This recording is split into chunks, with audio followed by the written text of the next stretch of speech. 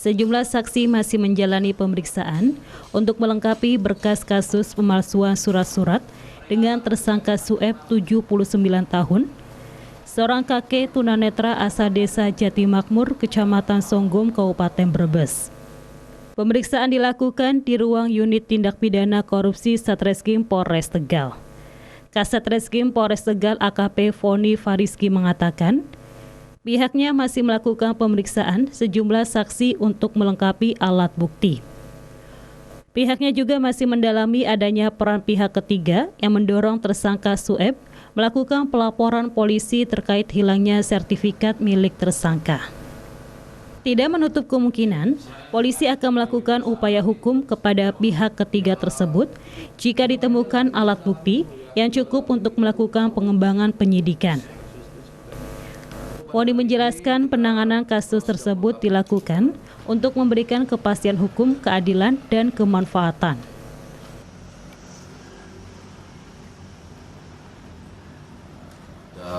Pihak-pihak yang terkait masalah mendorong permasalahan ini menjadi berkembang, dan ini sangat disayangkan karena penyandang disabilitas ini ya Pak Sueb ini yang ditakutkan kita ada yang mendorong ya permasalahan ini. Namun kita tidak menutup mata dengan adanya tujuan kita memberikan kepastian hukum, menegakkan keadilan dan kemanfaatan. Itu yang paling penting, dikarenakan kalau kita tidak memberikan keadilan kepada dua pihak, kepolisian itu salah.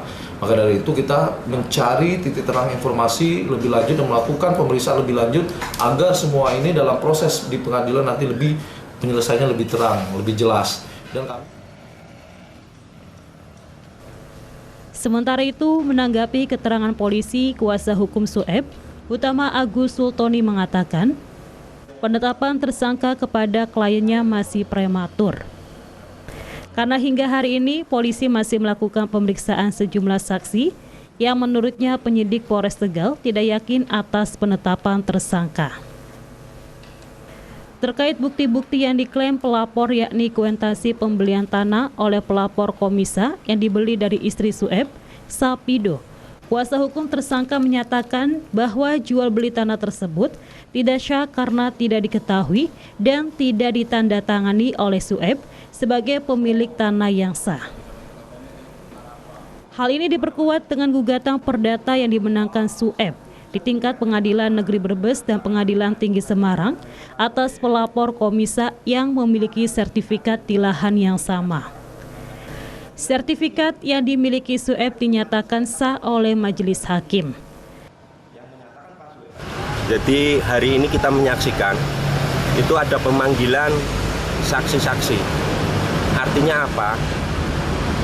Penetapan tersangka terhadap diri Pak Sueb itu menurut kami masih prematur.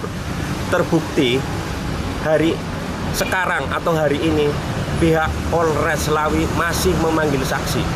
Artinya dia belum yakin terhadap penetapan tersangka terhadap Pak Sueb.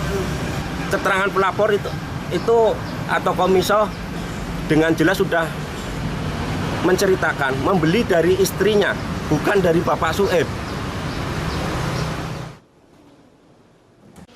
Atas penetapan tersangka, Sueb melalui kuasa hukumnya mengajukan pra-peradilan terhadap Polres Tegal. Namun, pada sidang pertama Kamis lalu, termohon Polres Tegal tidak hadir. Sidang pra-peradilan kembali akan dilanjutkan pada 9 Februari lusa di Pengadilan Negeri Tegal. Trihandoko, RCTV, Tegal.